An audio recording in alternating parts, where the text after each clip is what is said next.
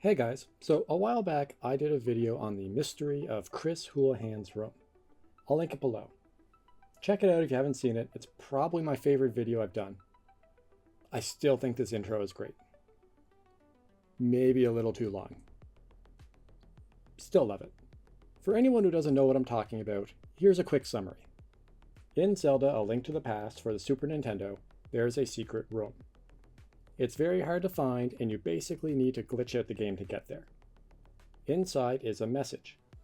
My name is Chris Houlihan. This is my top secret room. Keep it between us, okay? It's generally accepted that Chris Houlihan is the winner of a contest that ran in Nintendo Power magazine a few years earlier. The prize was to get your name inserted into a video game, thus he appears in Zelda. Some people have found it odd that Nintendo Power never announced a winner to the contest, or said what game the name was going in.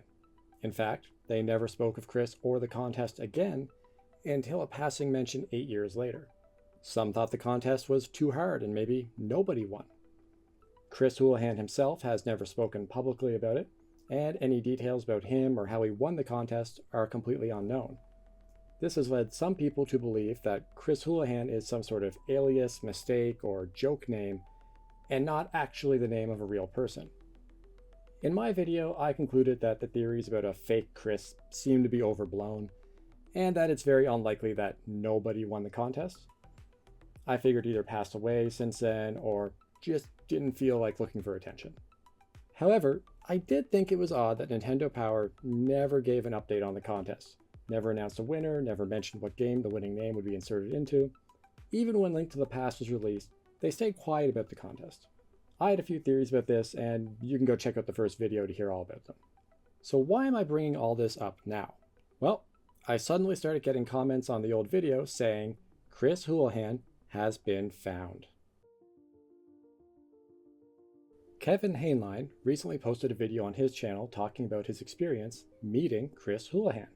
I'll link the video down below. I encourage you to check it out because it's a pretty fun story, and I'm skipping over a lot of it. Basically, Kevin's mother randomly meets this guy named Chris Houlihan. Kevin mentions the contest. This Chris confirms that it is him, he is the Chris Houlihan, and he later produces a letter from Nintendo Power with more details about the contest, which referenced some, at the time, unreleased Nintendo titles. Go watch the actual video for the rest. There's a bunch of interesting details in here that I'm not really going to be getting into. As to Chris himself, Kevin Houlihan is wisely not giving up a lot of personal info on him. But an interesting detail is that it wasn't actually Chris who won the contest. It was his father, who then entered Chris's name. Chris himself apparently didn't really get into gaming that much, and just doesn't feel like stepping into the spotlight. Probably the most interesting new detail is that Chris's name was actually inserted into 2 different games.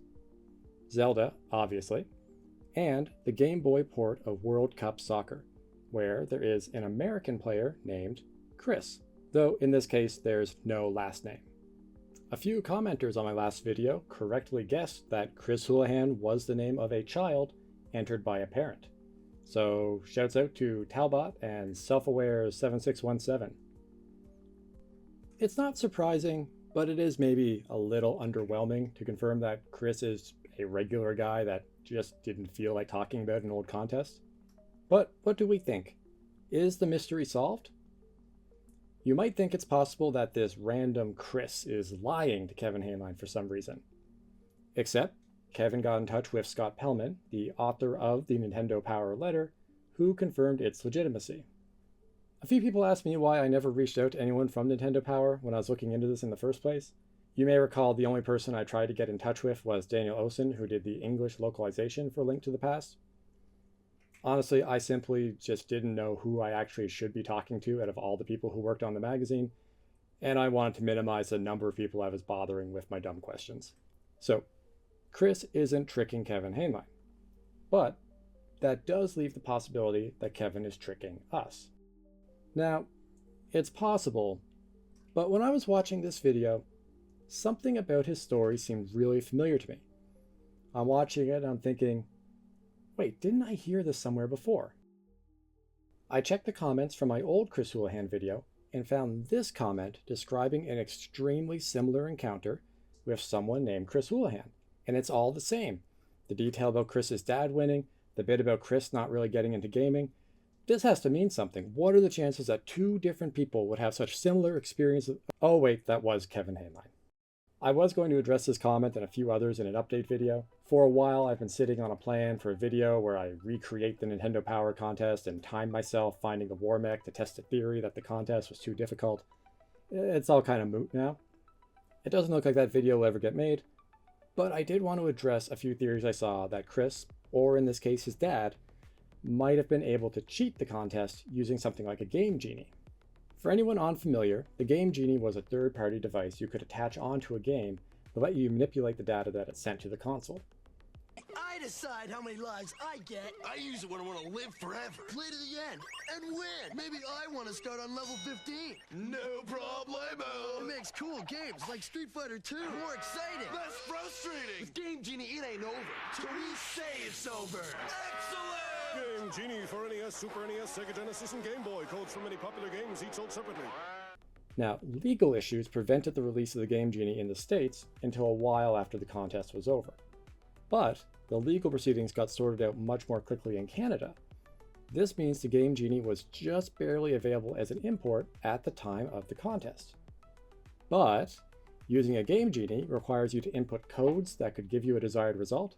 The codes were different for each game, and they came in these books that they publish new editions of every so often.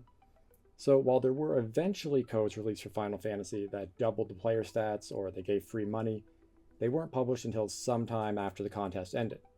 So looks like Chris won fair and square. Okay, so back to Kevin Houlihan's video. I really don't feel like there's any reason to doubt this story. It's what a lot of people assumed it would be, nothing in it is overly unbelievable, and no one really gains anything by lying about it. But let's look at it objectively. I'm sure somebody could fake the letter.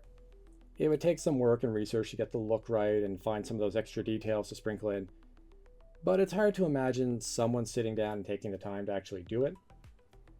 And then finding a random character named Chris in another game from the right time period.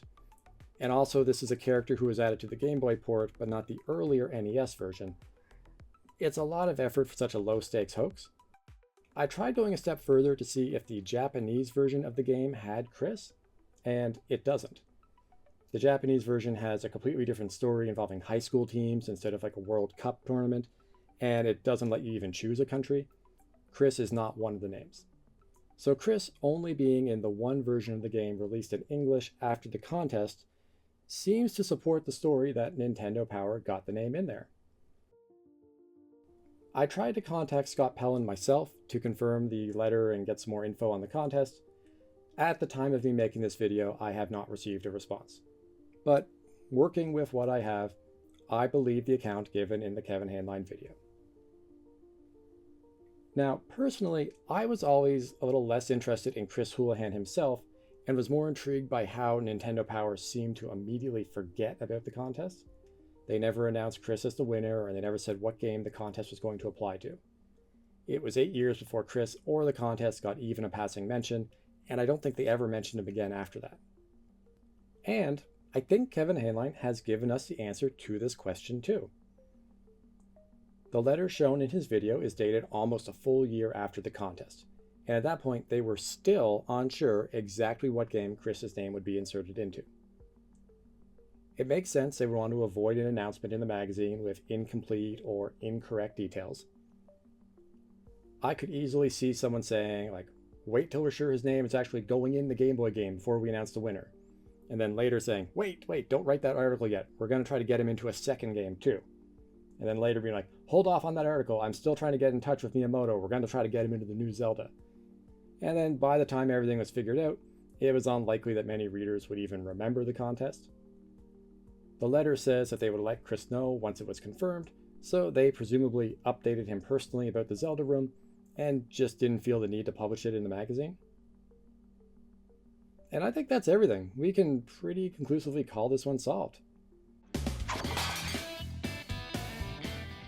Congrats to Kevin Houlihan for wrapping up this mystery. Again, check out his video for the full story and a better breakdown of some of the information in the Chris letter. And until next time, thanks for watching.